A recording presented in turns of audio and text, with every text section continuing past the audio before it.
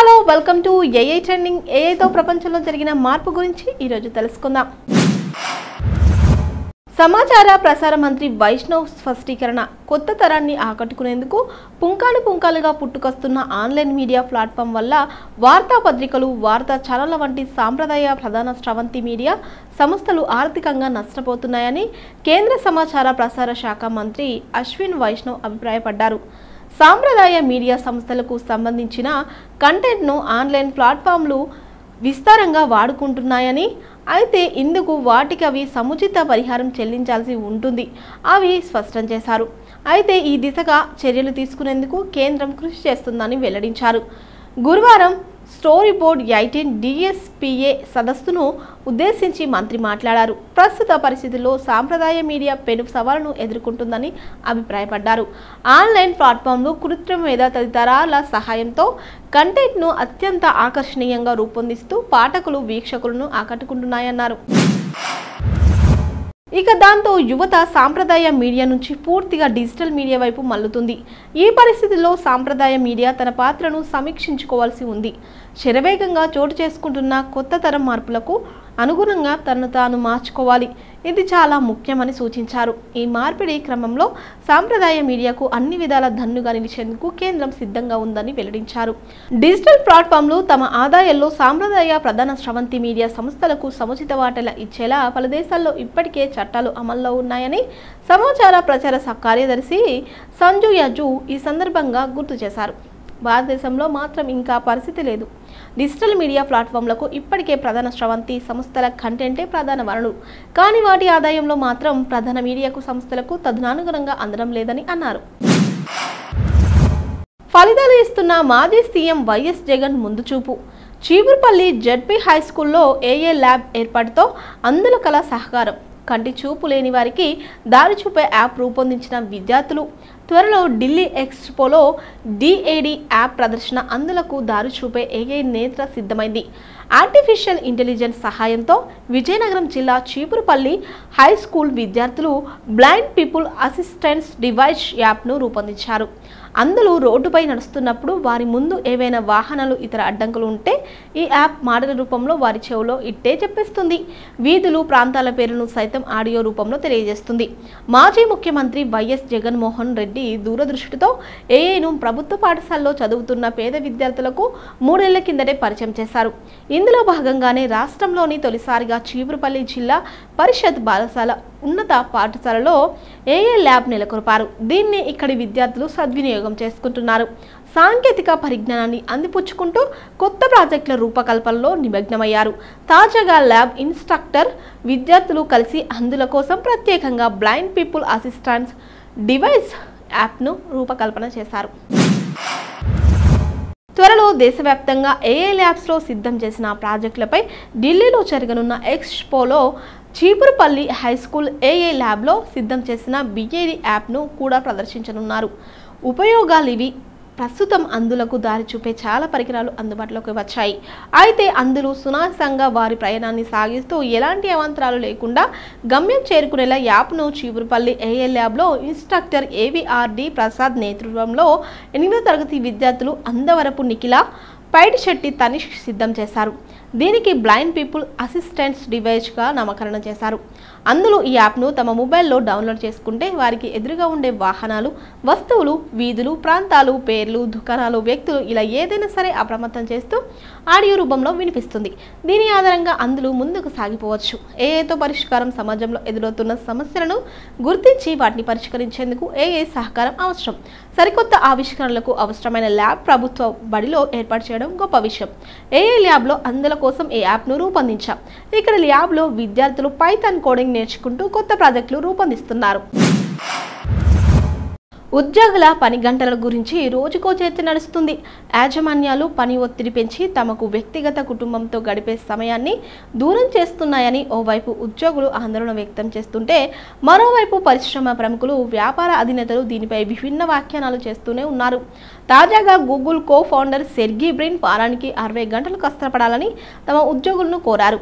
Artificial general intelligence అభివృద్ధిని వేగవంతం చేయడానికి సాహసోపేతమైన చర్యలో గూగుల్కు చెందిన జెమిని ఏఐ మోడళ్లలో పనిచేసే ఉద్యోగులు వారానికి 60 గంటలు పనిచేసే విధానాన్ని అవలంబించాలని, రోజు ఆఫీస్కు రావాలని సెర్గీ బ్రిన్ పిలుపునిచ్చారు. అంతర్గత మెమోలో పేర్కొన్న ఈ ఆదేశం యంత్రాలు మానవ మేధస్సును మించిన మైలురాయి అయిన ఏఐజీని సాధించే రేసులో పెరిగి అత్యవసరం అవుతున్నాయని చెప్పారు. అయితే ముఖ్యంగా 2022లో చాట్‌జీపీటీని ప్రారంభించిన తర్వాత ఏఐ పరిశ్రమలో పోటీ పెరిగింది. ఇది జనరేటివ్ ఆర్టిఫిషియల్ ఇంటెలిజెన్స్లో వేగవంతమైన పురోగతి ప్రేరేపించింది. ఏజీఐకి తుది రేసు ప్రారంభమైంది. అది బ్రిన్ తన మెమోలో పేర్కొన్నారు.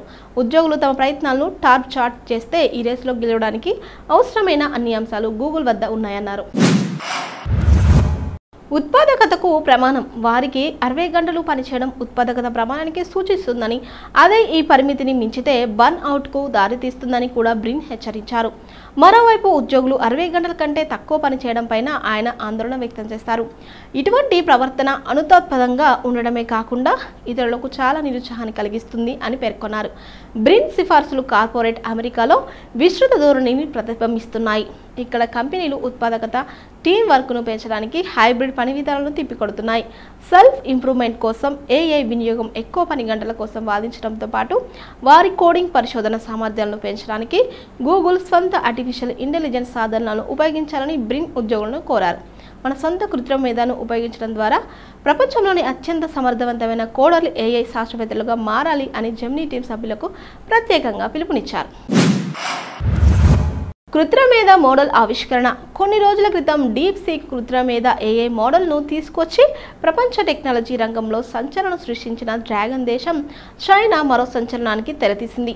మానుస్ పేరిట మరో కృత్రిమేధ వ్యవస్థను అందుబాటులోకి తెచ్చింది. ఇప్పటికే వాడుకలో ఉన్న అగ్రశ్రేణి ఏఐ వేదికలకు దీటుగా మానుస్ను రూపొందించారు. చైనాకు చెందిన స్టార్టప్ కంపెనీ మోనికా ఈ మానుస్ను అభివృద్ధి చేసింది. ఆలోచనలు, చర్యలకు మధ్య వారధిగా పనిచేస్తుంది. ఇది కేవలం ఆలోచించడమే కాదు, ఫలితాలు సాధించి చూపించుతుంది అని మౌనిక కంపెనీ వెల్లడించింది. ఈ నూతన ఏఐ ఏజెంట్ వినియోగదారులకు చక్కటి అనుభూతి అందించడంలో సందేహం లేదని తెలియజేసింది.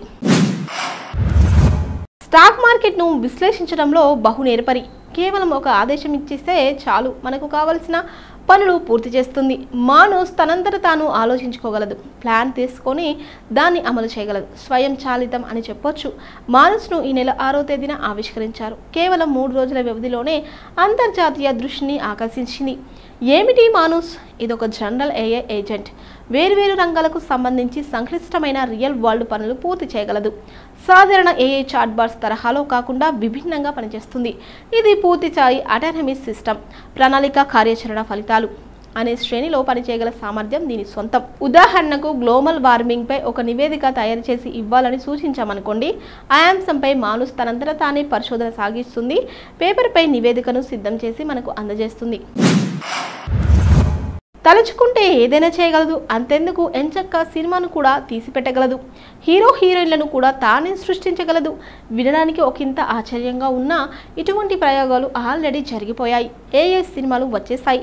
ఇంతకీ భారత్లో ఏఐ తీసిన తొలి సినిమా ఏంటో తెలుసా? నైషా. వివేక్ ఆంచలియా ఏఐ సహాయంతో దీన్ని డైరెక్ట్ చేశాడు. ఏఐ సహాయంతో సినిమా రోజువారీ దినచర్యలో టెక్నాలజీ ఎంతగా భాగమైంది, భవిష్యత్తులో ఏఐ ఇంకెంత విస్తరించనుంది, మానవ సంబంధాలు ఎలా మారనున్నాయి అనే అంశాలను నైషా సినిమాలో చూపించారు. సంగీతాన్ని కూడా ఏఐ సహాయంతోనే సృష్టించారు. డేనియల్ బి జార్జ్, ప్రోటి జ్యోతి జియోస్, ఉజ్వల్ కశ్యప్ వంటి సంగీతకారులు కొన్ని మ్యూజిక్ బిట్స్ ఇస్తే దాన్ని ఆధారంగా వారికి నచ్చిన సౌండ్ ట్రాక్ రెడీ చేసేసింది. ఏఐ అడ్వాన్స్డ్ టూల్స్తో విజువల్స్ కూడా అద్భుతంగా వచ్చేలా చేశారు. ఇంతకీ హీరో హీరోయిన్లు ఎవరనుకుంటున్నారు? జైన్ కపూర్, నైషా బోస్. వీరిని కూడా టెక్నాలజీయే సృష్టించింది. మేలో రిలీజ్ ఏఐ స్టూడియో సహాయంతో పూరి భుయన్, శ్వేతా వర్మ, జోసెఫ్ నిర్మించిన ఈ మూవీ ఈ ఏడాది మేలో రిలీజ్ కానుంది.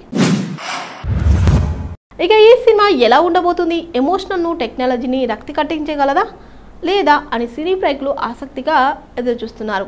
సినిమా ఇండస్ట్రీలో కూడా ఏఐ చొచ్చుకొని పోతే భవిష్యత్తులో ఎటువంటి ఛాలెంజ్లు ఎదురవుతాయన్న చర్చకు సైతం నైషా నాంది పలకనుంది. విదేశాల్లో కొన్ని సినిమాలకు ఇదివరకే ఏఐ టెక్నాలజీని వాడుకున్నారు. అవేంటో కింద చూసేద్దాం. సన్ స్వింగ్ 2016లో వచ్చిన ఈ చిత్రానికి ఏఐ స్క్రిప్ట్ అందించింది. జోన్ అవుట్ కొన్ని యాక్షన్ సన్నివేశాల కోసం ఏఐ విజువల్స్ వాడుకున్నారు.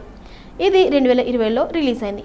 ద నెక్స్ట్ రెబ్రాండ్ 2016లో వచ్చిన ఈ సినిమాలో ఏఏ సహాయంతో పెయింటింగ్స్ వేశారు. మోర్గాన్ సినిమా ట్రైలర్ రెడీ చేసేందుకు ఏఏ వాడారు. ఏఐ మోర్ ద హ్యూమన్, సమాజంలో ఏఐ ఎలాంటి ప్రభావం చూపుతుందని డాక్యుమెంటరీ ద్వారా చక్కగా చూపించారు. ద సేఫ్ జోన్ ఏఐ కథ రాసుకొని డైరెక్ట్ చేసిన షార్ట్ ఫిలిం ఇది. ద ఫ్రోడ్స్ ఏఐ టూల్స్ ఉపయోగించి దీన్ని తీసిన షార్ట్ ఫిలిం. క్రిటర్జ్ ఏఐ నిర్మించిన animated short film Planet Zebulon 5 AI ప్రకృతిపై తీసిన documentary. Thank you for not answering short animated film. So ఇవన్నీ ఏఐతో తీసిన సినిమాలు, ఏఐ ఉపయోగించి తీసిన సినిమాలు.